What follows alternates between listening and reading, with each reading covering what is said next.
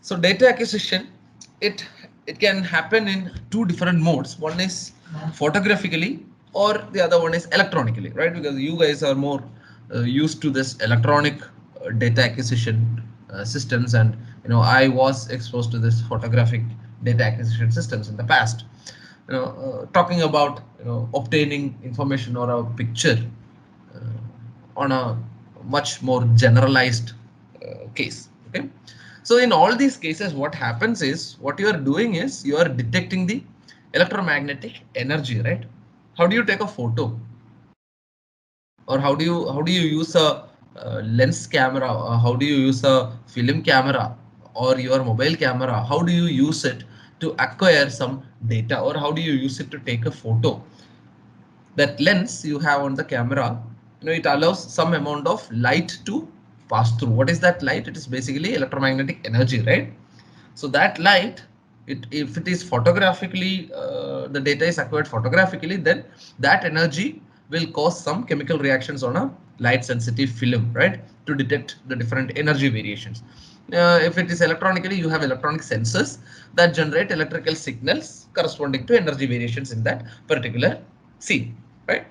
So this photographically data acquisition, photographically it was much more simpler and inexpensive, and you got a high degree of spatial detail and geometric integrity. But in the case of electronic data acquisition, which is more advanced now, and we have photographic data acquisition is very very rare now, and we mostly go for electronic data acquisition.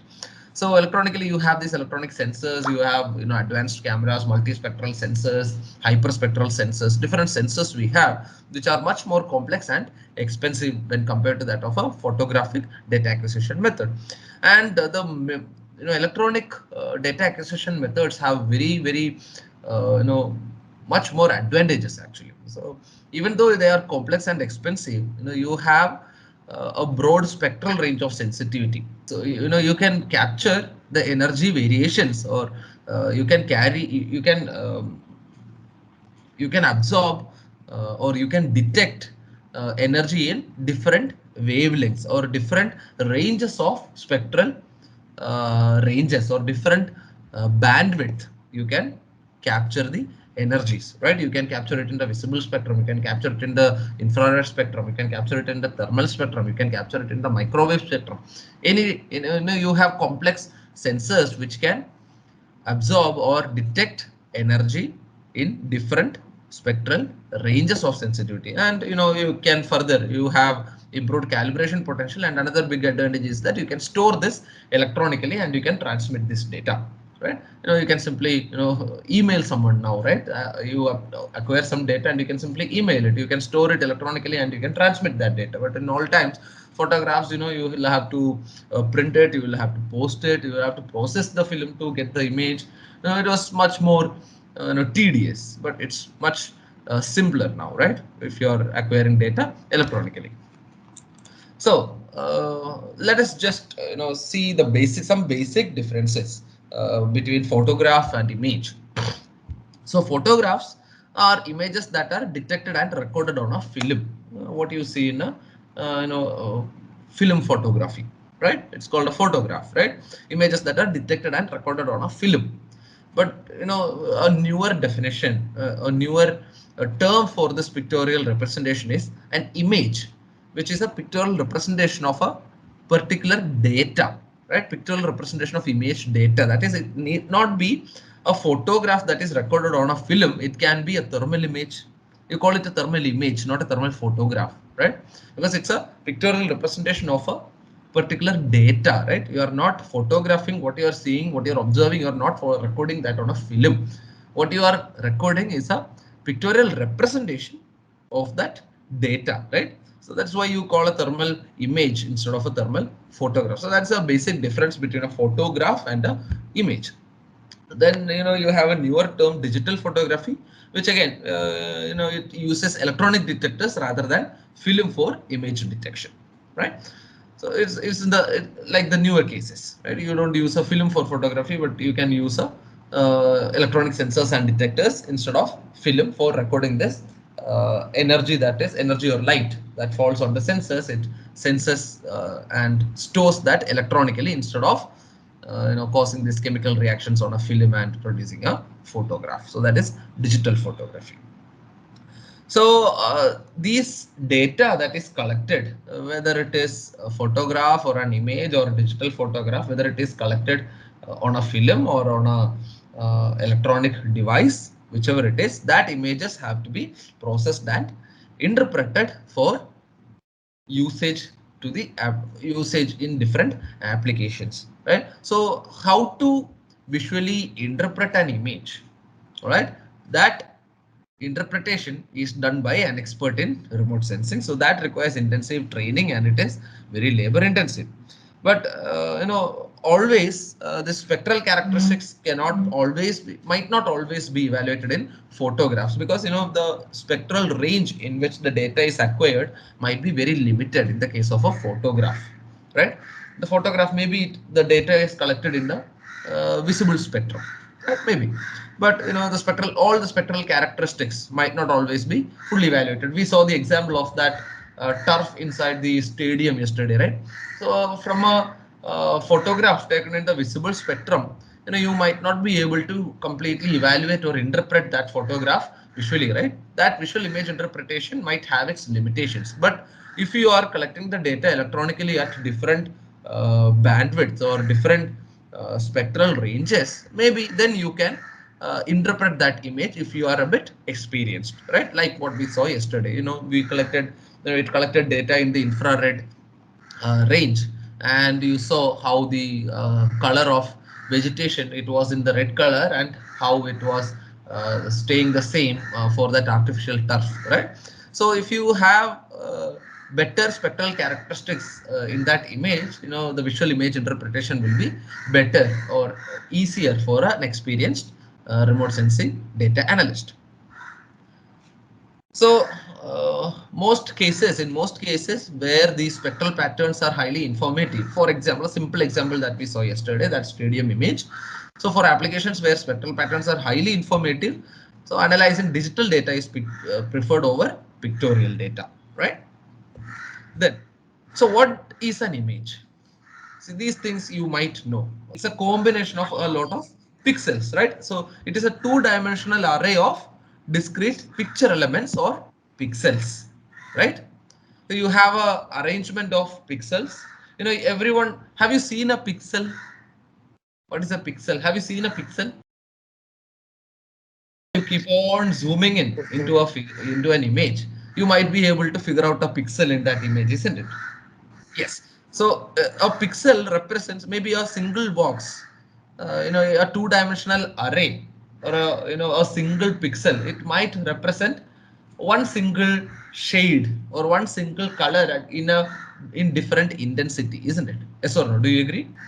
One single pixel will represent a color or a shade in different intensities. Yes or no? Do you agree? Yeah. So an image, all images are made up of a two-dimensional array of these pixels, right? So how many pixels you have? What do you mean by this? 20 megapixel camera. You have 64 megapixel cameras and all now, no, in your smartphones.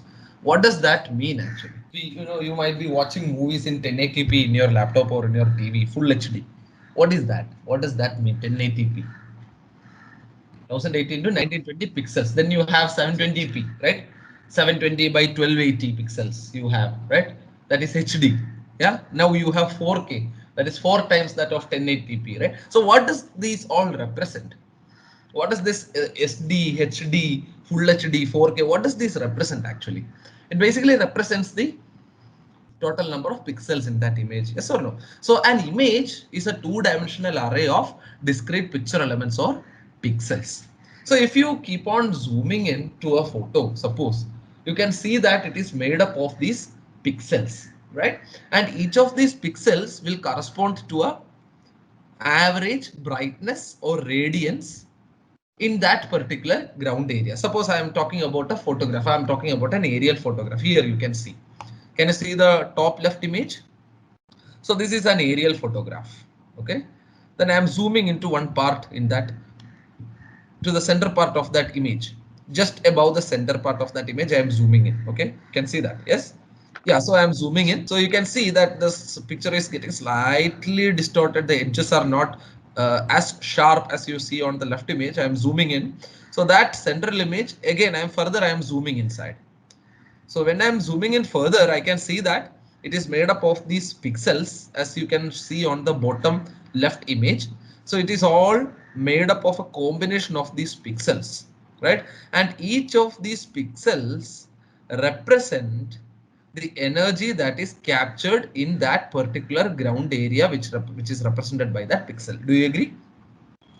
The intensity of the radiation or the intensity of energy in each of those points of which these pixels represent on the ground is represented in that particular pixel. So each of these pixels, it corresponds to intensity of that light. You can see here intensity or the gradient of color in each of these pixels represents the average brightness or radiance over that particular ground area which that pixel represent, right?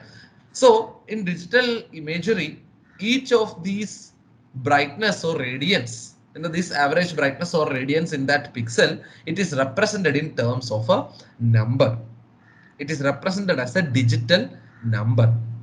Okay, so that range of digital numbers, it might be 256. The range may be 256 numbers or 512 numbers or 1024 numbers, etc. All right. So if you have this image, you can see here each of these intensities, the values range from 0 to 255. Okay, so each of these blocks, each of these pixels, they represent that intensity on that scale, and that number which represents that intensity is called a digital number. Is that clear? So the bottom left image and right image represents the different intensities recorded on each of that pixel and the corresponding number that matches that intensity. So this is called a digital number. So digital number, what is a digital number? So digital number is the brightness or pixel value represented in each of those pixels. The average brightness or radiance represented in terms of a digital number, which is basically the brightness or pixel value. Is that clear? This is how images are stored digitally. Is that clear? Yes. So if you have an array of these numbers and you have this scale, whether it is on 0 to 255 or 0 to 511 or 0 to 1023, you represent these shades in different ranges of these numbers. So if you have a data set, you are storing this electronically, and if you have an array of these numbers, you can easily reproduce that image or replicate that image. If you have this number and the corresponding shade, if you put on each of these pixels, you can regenerate this image. Yes or no? Yeah. So how the sensor does that is, you sense that the brightness or radiance, you will sense the sensor will sense that electrical signal, and you quantify that and you convert it into this digital model. You have this analog to digital signal conversion in these sensors, and the electrical signal that is sensed by the sensor, it is converted into this digital number.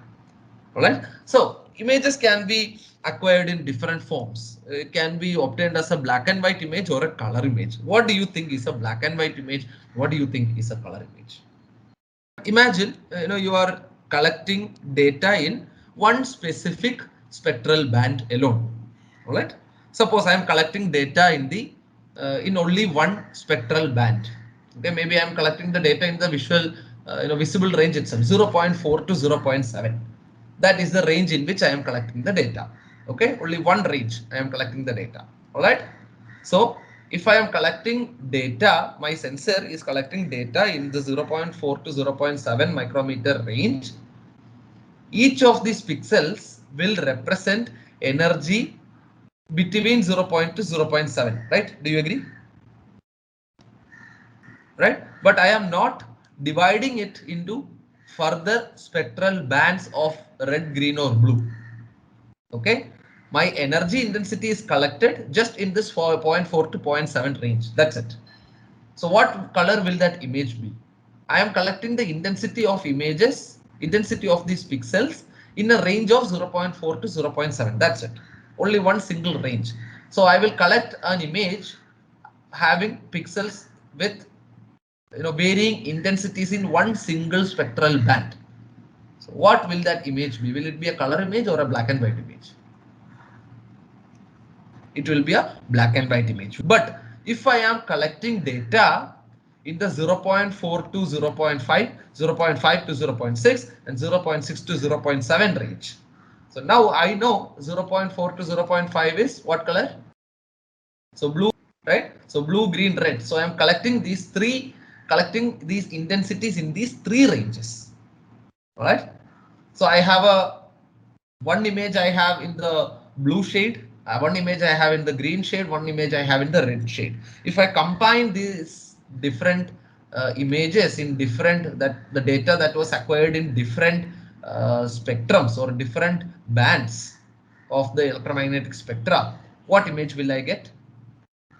Will I get a black and white image or a color image? Color image. So that is how a single broad spectral band and a multispectral band images generate a black and white image or a color image. So in a single broad spectral band, if you are considering only one spectral band, you might get only a black and white image. And if you are considering multispectral bands, your data is collected simultaneously in several spectral bands. So you will get your data is collected in different bandwidths, right? So that if you merge that data, you can generate a color image. But again, even if your data is collected in a single broad spectral band, you can still channel that wavelengths using specific sensors now, and you can channel that data, and you can still generate a color image. Okay, this is the basic concept behind it. All right. So if you are collecting this data in multispectral bands, again, that intensities will be represented by the digital numbers. So the DNs for each spectral band will be available in a single pixel in multispectral system. So if this image I am collecting the data in multispectral bands. Okay, suppose this digital number shown here may represent the intensities in the 0.4 to 0.5 range. All right. Similarly, I will take another photo in 0.5 to 0.6 bandwidth. So these numbers, then it will represent the intensity of energy in those particular bandwidths. Similarly, I can collect how many ever number of images in different spectral bands if my sensor is capable of that. So that is the difference between a single band and a multispectral band system. So is that clear? I told you already, these DNs or digital numbers, they are represented in integers of various numerical ranges, 256 range or 512 range or 1024 range, etc. Intensities of varying, the numbers which represent varying intensities of brightness or radius. So 0 to 255. So you have 256 values of brightness or radiance in the image, right? Similarly, 512, 1024, etc. depending upon the binary computer coding scales. And this DNs, DNs in an image is displayed on a PC screen, and it can be printed by relating the numbers to output brightness, as you can see here in the bottom right image. Then, what do you mean by spatial resolution of an image? What do you mean by spatial resolution? Number of pixels in frame is the resolution of the image, isn't it? So basically, a general definition is the number of pixels in an image is the resolution of the image. Suppose you have a 3 megapixel camera or 3.1 megapixel camera. What does that mean actually? 3 million pixels are there in that image, right? That means, let's say you have a particular number of pixels height wise and you have a particular number of pixels width wise. So you multiply that, you will get the total number of pixels in that image, which is basically the resolution. So you might get something around 3 million pixels, which is equal to 3.1 megapixels, right? So that is the resolution of an image. But what do you mean by spatial resolution? Spatial resolution. So that spatial resolution represents how much distance on the ground or how much space, the spatial detail, how much distance on the ground is covered by a single pixel in the digital image. Is that clear now? Do you get the difference? The resolution of an image is the total number of pixels in that image, but how much distance on the ground is covered by one pixel in that image represents the spatial resolution of the image. Is that clear now? Maybe a 5 meter by 5 meter area on the ground is represented as one pixel in that image. Is that clear now? Suppose both, I have two photos.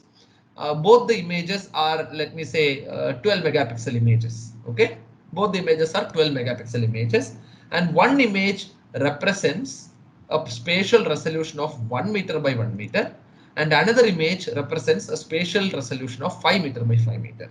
Which image will look better? Both are 12 megapixel images, and one image has a spatial resolution of 1 meter by 1 meter. Another photo has the spatial resolution of 5 meter by 5 meter. Both are 12 megapixel images. 1 meter by 1 meter photo will look better, isn't it? Why? Because that pixel in that photo, each pixel represents, 1 meter by 1 meter on the ground rather than 5 meter by 5 meter. So is the difference between this PPI, spatial resolution, and resolution clear now? So, those remote sensing systems, they have limitations on how small an object, that is the simpler definition, how small an object can be seen or be separable from its surroundings. That is the simplest definition of spatial resolution, how small an object can be seen or be separable from its surroundings. So that limitation is called spatial resolution of a sensor. Now, what do you think is the spatial resolution of a satellite?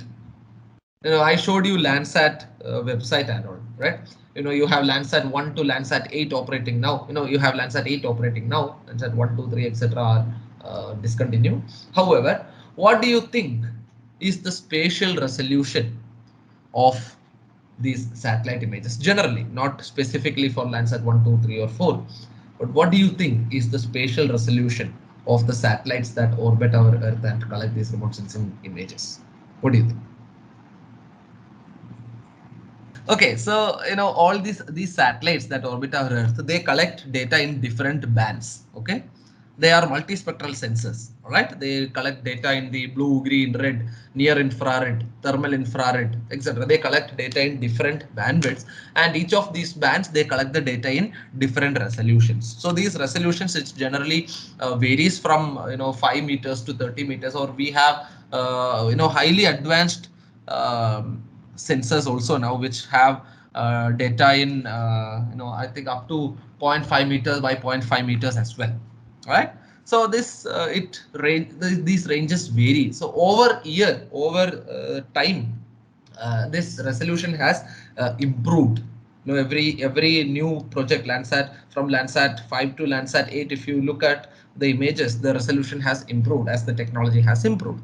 So the better the smaller the spatial resolution value, the better clear or better your image spatial resolution is going to be. The smaller that value, the better is your spatial resolution.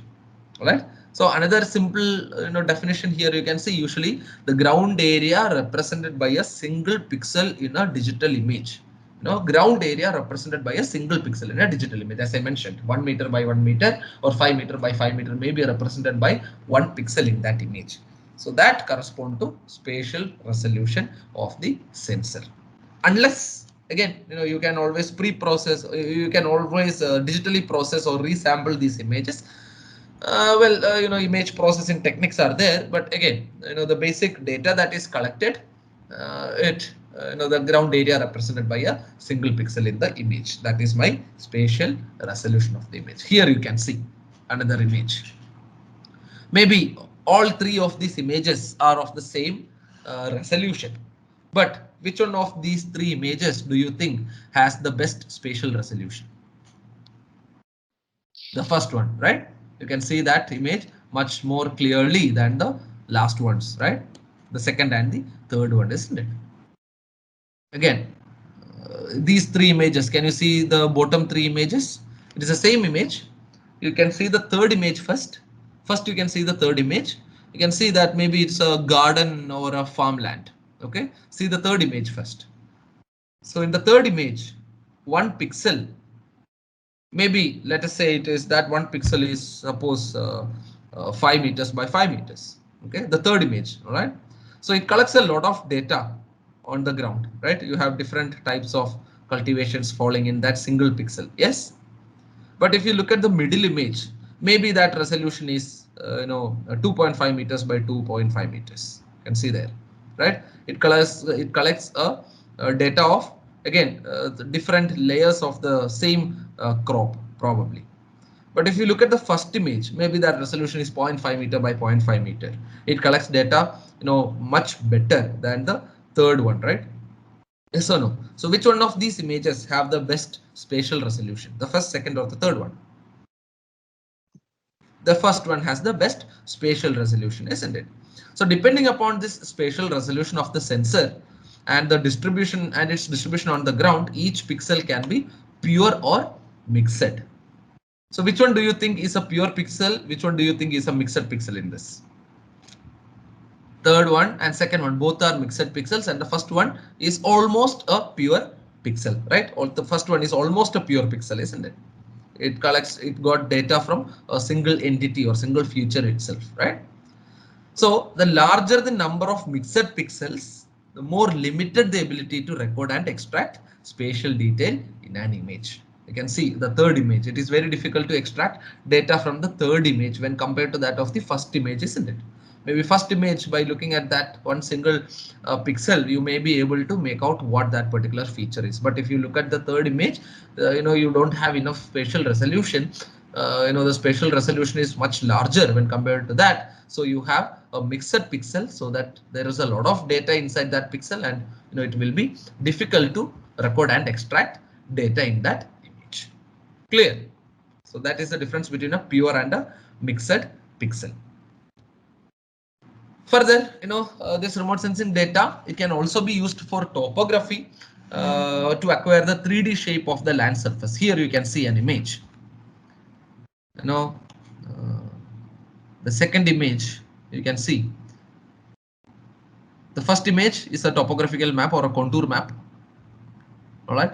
The second image, you can see something like the nervous system. What does that image represent? Any idea? So this image, the second image, top right image, that represents different intensities. Of course, you can see the different intensities, but that intensities represent the elevation of that particular pixel. All right, the intensities or brightness or radiance in those different pixels represent the value of elevation in that pixel. All right, on the bottom left image also you can see this is a shaded relief. This same image, it is shaded in a different way to show the elevation of each of those pixels. And on the right side you can see this is a 3D image, and on the right side you can see a 3D perspective image. All these are the same images, the same location, but represented in different ways.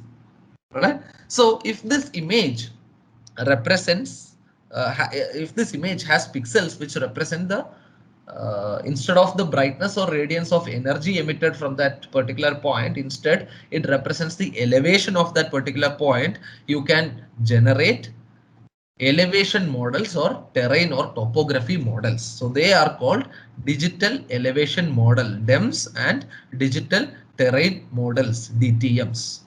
All right. So if you instead of acquiring the radiance in a particular pixel, you record the elevation of that particular pixel. So using that you can generate a digital elevation model. As you can see in the bottom two images, the digital elevation model or digital terrain models are developed here using these digital numbers.